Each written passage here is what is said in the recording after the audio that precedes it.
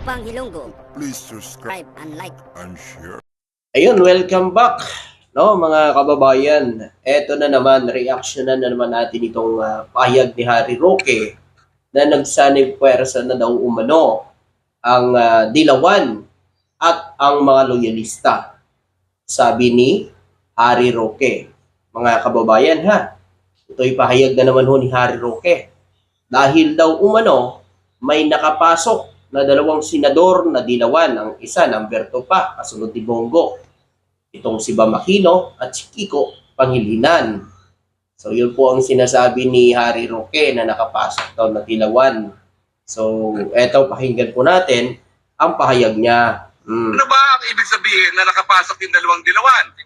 Well, yan po'y malinaw na ebidensya na nagkaroon na ng pagsasanib puwersa ang mga loyalista ni Bangag at ang mga Dilawan. Yan daw umano ay pagsasanib puwersa ng loyalista at ng Dilawan dahil may nakapasok na dalawa. So yun po pinagbabasihan ni Harry Roque. Alam mo Harry Roque, kayo lang naman kasi ang tumaliwas talaga eh. No? Kayo lang naman kasing ayaw sa administrasyon dahil gusto nyo agawin ang posisyon ni PBBM. Ayaw nyo sa pamamalakad ni BBM kasi nga gusto nyong agawin ang posisyon ni PBBM. Di ba nga pinagre-resign nyo ang ating Pangulong Bongbong Marcos? Di ba? Patunay lang yon na gusto nyong agawin ang posisyon na iginawad ng taong bayan para maupo si Pangulong Bongbong Marcos bilang presidente ng bansa. Gusto nyong agawin. Diba sabi nyo magre-resign? Bakit magre-resign si PBBM? Sino ang makikinabang? Ang kapal naman ng mukha nyo, no? No, ang kapal ng mukha ng mga DDS, mga kababayan, alam niyo kung bakit?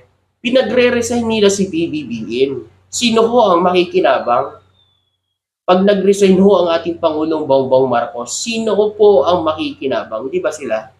Kapal ng mga mukha, di ba? Mga kababayan, sa kagustuhan makabalik sa kapangyarihan. Kahit walang nagagawa sa bansa, ang BP, okay lang sa kanila. Natutuwa sila na maging presidente ang walang nagagawa. Puti pa nga si Lini Robredo, ginigipit ng kanyang ama noon, pero ginawa niya ang tungkulin niya. Ginawa yung tungkulin bilang vice-presidente ng panahon ng tatay niya. Ang BP natin, ngayon wala na naman, nandun. Pumunta sa ibang bansa, samantala ang lugar nila dito sa Davao, binabaha. Harry Roque, baka naman, sabihan mo naman si Inday, natupagin naman yung mga kababayan niyang nababaha. Diba? Ito pa mga kababayan, tuloy natin yung sinasabi nitong Harry Roque na to.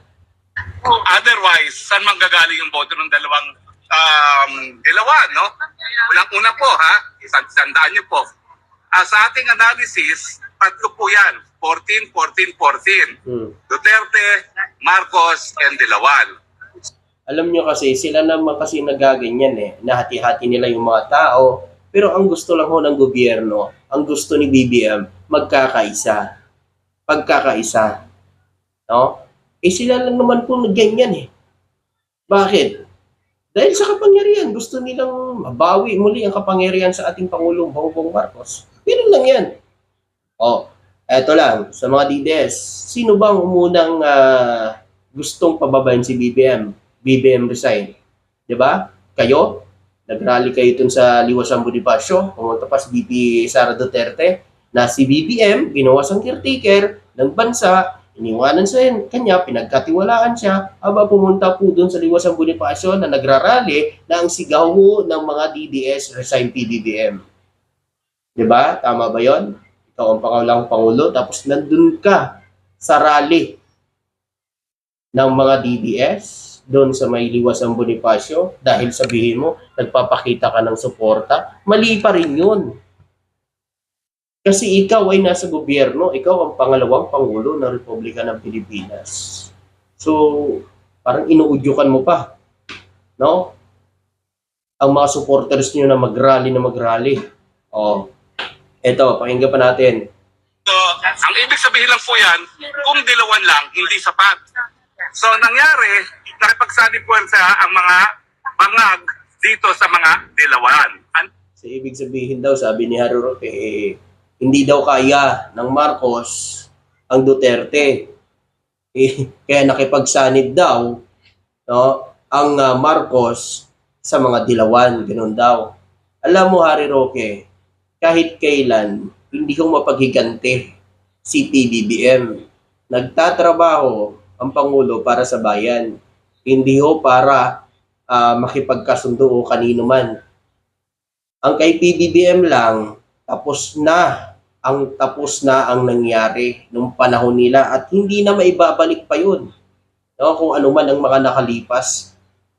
No, alam naman natin ilang dekada ng siniraan ng mga diluwan ang mga Marcos.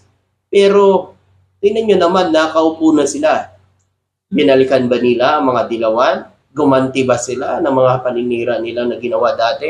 Wala. 'Di ba? Nakikita pa nga natin, kinakausap pa nga ang mga Marcos sa mga dilawan. 'Di ba? Kasi sa kanila, wala na sa kanila 'yon. No?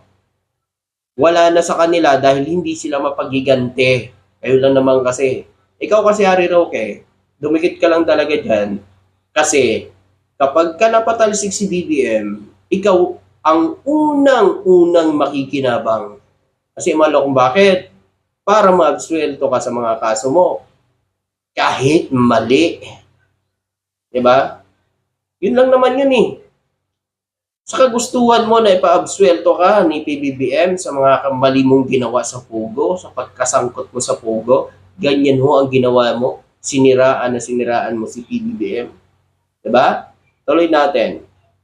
Ang prueba na nagsari puwersa sila. Yung akbayan ni, ano bang pangalan nung akbayan na senadora? Pangalan ay si Ontivirus.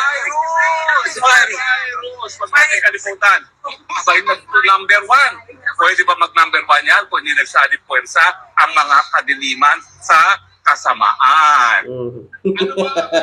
Alam niyo po mga kababayan, no? Yung ni-small kasi ni Roque, itong mga Akbayan Party List. Akbayan Party List yan. Galit na kay BBM yan eh. Diba? Galit din yan kay BBM. Nagrarally din yung mga Akbayan Party List na yan. Oh. Anong sinasabi mo na nakipagsabuatan na si BBM, nakisanib puwersa kasama itong mga akbayan na ito? May ebidensya ka? Wala. Laway na naman ang puhunan. Alam nyo, diyan nyo kasi dinadaan sa mga ganan ninyo para bulagin ang taong bayan.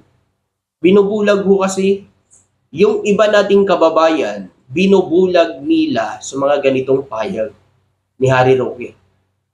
Tama? O, tulad na lang, sinasabi niya, ang dami niyang ebidensya. Bakit hindi ka umuwi dito sa Pilipinas at ilabas mo yung mga ebidensya mo na sinasabi mo? Diba?